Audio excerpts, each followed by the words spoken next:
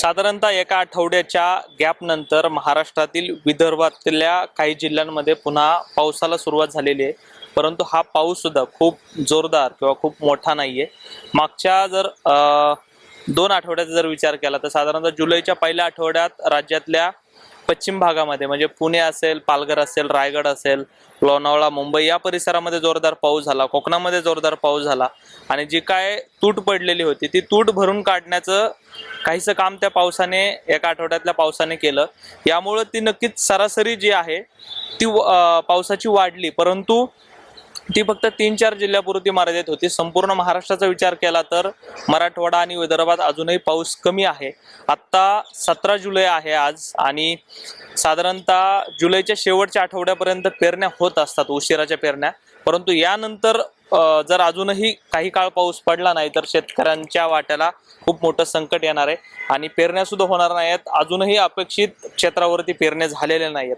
पुढचे काही दिवस कसे असतील, राज्यातल्या कुठल्या भागामध्ये किती पाऊस पडलाय, सरासरी कितीनी कमी आहे हे आपण जाणून घेतोय. मी सध्या भारतीय हवामानशास्त्र विभाग म्हणजे IMD मध्ये आहे आणि आपल्यासोबत डॉक्टर सानप सर आहेत. सर, मागच्या जर आपण पहिला आठवडा सोडला जुलैचा तर त्यानंतर 15 तारखेपर्यंत 9 ते 15 पर्यंत पूर्ण कोरडं वातावरण होतं.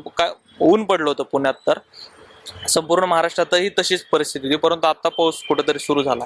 साधारणतः देशभराची आणि राज्याची यंदाच्या सरासरी पावसाची नेमकं स्थिती काय सांगाल? 1 जून ते आजपर्यंत जर आपण आकडेवारी जर बघितली तर पूर्ण देशाचं बघितलं तर -23% इतकी तूट पावसामध्ये आहे. आणि महाराष्ट्रातलं जर आपण सब डिव्हिजन वाईज जर बघितलं तर कोकण आणि गोवामध्ये -2%, त्यानंतर मध्य महाराष्ट्रामध्ये 2% इतकी तूट आहे. तूट न म्हणण्यापेक्षा जास्त आहे. मराठवाड्यामध्ये तो -40% इतकी तूट त्याच्यामध्ये आहे आणि विदर्भामध्ये 40% कमी आहे. 40% पाऊस कमी झालेला आहे. 60% इतकाच पाऊस पडलेला आहे असं म्हणता येईल. आणि विदर्भामध्ये -37% इतक्या पावसाची तूट आहे. तर अशा प्रकारची स्थिती सध्या पावसाची आहे. आणि आत्ता जो पाऊस पडतोय त्याचं कारण म्हणजे बंगालच्या उपसागरामध्ये एक कमी दाबाचं क्षेत्र तयार झालेलं आहे आणि त्याच्या मुवमेंटमुळं आपल्याकडं काहीसा पाऊस पडतोय. परंतु तो पाऊससुद्धा सर्वदूर नाही आहे. काही ठिकाणी पडतोय, काही ठिकाणी त्याचं प्रमाण खूपच कमी आहे. आणि येणारे 2 दिवस पाऊस पडण्याची शक्यता आहे. परंतु तो खूप मुसळधार असेल किंवा ऑरेंज किंवा रेड अलर्ट टाईपचा पाऊस असेल असं नाही आहे. तो हलक्या ते मध्यम स्वरूपाचाच असण्याची शक्यता आहे. तो जो पाऊस आहे येणारे 2 दिवस म्हणजे 18 आणि 19 जुलैपर्यंत साधारणतः पाऊस पडेल. तो कुठल्या रिजनमध्ये, कुठल्या जिल्ह्यामध्ये? तो मेनली विदर्भामध्ये त्याचा इंटेन्सिटी जास्त असणार आहे किंवा तीव्रता जास्त असणार आहे. मराठवाडा आणि मध्य महाराष्ट्रात सुद्धा तो हलक्या ते मध्यम स्वरूपामध्ये पडण्याची शक्यता आहे. आणि परवापासून पावसाचं प्रमाण अजून कमी झालेलं आपल्याला दिसेल. आणि परत काही जर डेव्हलपमेंट असेल तर तसं भारतीय हवामान विभागाकडनं कळवलं जाईल. आणि हे 18-19 जुलैच्या नंतर पुढचे 3 दिवस जे असणार आहे, साधारणतः आपण 5 दिवसाचा एक अंदाज देतो. तर त्यानंतरचे 3 दिवस म्हणजे साधारणतः 21-22 जुलैपर्यंत कसा अंदाज? तर त्यावेळी सुद्धा पाऊस पडेल काही ठिकाणी, परंतु त्याचं प्रमाण हे वाईड स्प्रेड किंवा सर्वदूर असणार नाही. काही ठिकाणी तो पडू शकतो, काही ठिकाणी पडणार नाही. अशाच प्रकारची परिस्थिती येणारे 5 दिवस असेल.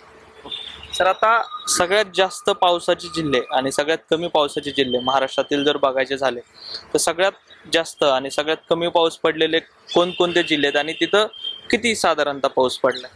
आता काही नावं सांगायची झाली तर पुण्यामध्ये घाटमाथ्यांवर जास्त पाऊस झाल्यामुळं पुणे डिस्ट्रिक्टमध्ये पावसाचं प्रमाण जास्त आहे असं म्हणता येईल. त्याचबरोबर पालघर आहे, नाशिकचा काही भाग आहे, त्याचबरोबर ठाणे, रायगड, रत्नागिरी इथे जास्त पाऊस झालेला आपल्याला दिसून येतोय. सरासरीपेक्षा जास्त प्रमाण या डिस्ट्रिक्ट्समध्ये आहे. आणि सरासरीपेक्षा खूपच कमी पावसाचं प्रमाण असलेले जिल्हे जर बघितले तर त्यामध्ये नंदुरबारला -76% इतकी पावसामध्ये तूट आहे. म्हणजे 34% इतकाच पाऊस त्या ठिकाणी आतापर्यंत पडलेला आहे असं आपण म्हणू शकतो. त्याचबरोबर मराठवाड्यातले बहुतांश जिल्हे ज्यामध्ये बीड, लातूर, त्यानंतर धाराशिव, हिंगोली असे आणि छत्रपती संभाजीनगर असे आणि सगळेच म्हणता येईल. या सर्वच ठिकाणी -20 ते 30%पेक्षाही जास्त तूट पावसामध्ये आहे. रत्नागिरीला जरी चांगला पाऊस असला तरी तळ कोकणातल्या सिंधुदुर्गमध्ये पावसाची तूट अजूनही आहेच. बरोबर. तेच. आणि साधारणतः पुढचा हा जो एकूणच महिना आहे तो साधारणतः कसा असणार? कारण की तुम्ही एकूणच महिन्याचा जो काय अंदाज आहे तोही साधारणतः कमी असणार आहे. 93% या महिन्याची सरासरी पाऊस पडणार असं सांगितलं होतं. तर इथून पुढचं आता जवळपास 13 दिवस राहिले त्या महिन्यातले 13-14 दिवस हे कसे असणार, काय आहे काम? जसं मी सांगितलं की येणाऱ्या 4 ते 5 दिवसांमध्ये पावसाचं प्रमाण असेल, परंतु ते खूपच जास्त किंवा मुसळधार ते अतिमुसळधार या कॅटेगरीचं नसणार आहे. हलक्या ते मध्यम स्वरूपाचा पाऊस बऱ्याच ठिकाणी पडू शकतो, परंतु जसं मी सांगितलं की तो वाईड स्प्रेड किंवा सगळीकडेच पडेल असं नाही आहे. विदर्भामध्ये त्याचं प्रमाण चांगल्या प्रकारे असण्याची शक्यता आहे. मराठवाडा आणि मध्य महाराष्ट्रामध्ये तो जसं मी सांगितलं की स्कॅटर्ड स्वरूपाचा काही ठिकाणी पडेल, काही ठिकाणी पडणार नाही असाच असणार आहे. त्यानंतर त्याच्या पुढचा जो उरलेले दिवस आहेत जुलै महिन्याचे, यामध्ये पावसाचं प्रमाण अशाच प्रकारचं असण्याची शक्यता आहे. कारण कोणतीही नवीन सिस्टम परत तयार होताना दिसत नाही, पण हवामानामध्ये बदल होत असतात. जर काही चेंजेस असेल तर तसं भारतीय हवामान विभागाकडनं कळवलं जाईल. सर, आयओडी सध्या सक्रिय होण्याची काही चिन्हे आहेत त्यांनी, कारण की पुन्हा एक पॉझिटिव्ह इफेक्ट होऊ शकतो मान्सूनच्या पावसात. सध्या आयओडी न्यूट्रल म्हणजेच तटस्थ परिस्थितीमध्येच आहेत आणि भारतीय हवामान विभागाचं जे मॉडेल आहे त्यानुसार अजून तरी येणाऱ्या दिवसामध्ये तरी तो सक्रिय होण्याचे चान्सेस नाही आहेत. पण त्यामध्ये जसं आपण आधी सांगितलं की मॉडेलमध्ये त्रुटी असू शकतात, तर आपण ते क्लोजली मॉनिटर करत आहोत. आत्ताच्या स्थितीला तो तटस्थच आहे किंवा न्यूट्रलच आहे.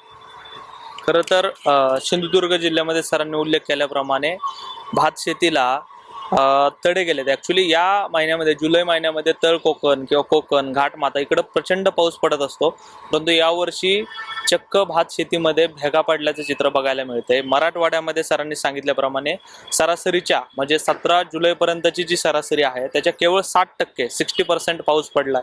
विदर्भामध्ये 63% 63% पाऊस पडलाय. याचाच अर्थ असा की मराठवाडा आणि विदर्भामध्ये अजूनही पुरेसा पाऊस नाही. मध्य महाराष्ट्रातल्या सुद्धा पूर्वेकडच्या जिल्ह्यांमध्ये अजूनही खूप तुरळक ठिकाणी आणि कमी पाऊस पडतोय.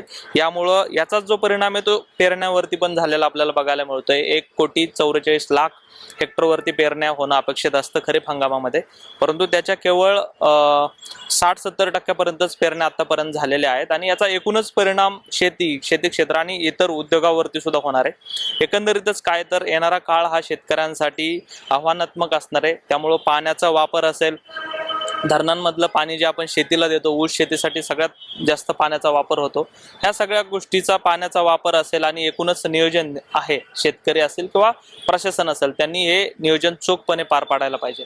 दत्ता लवांडे, लोकमत ॲग्रो, पुणे.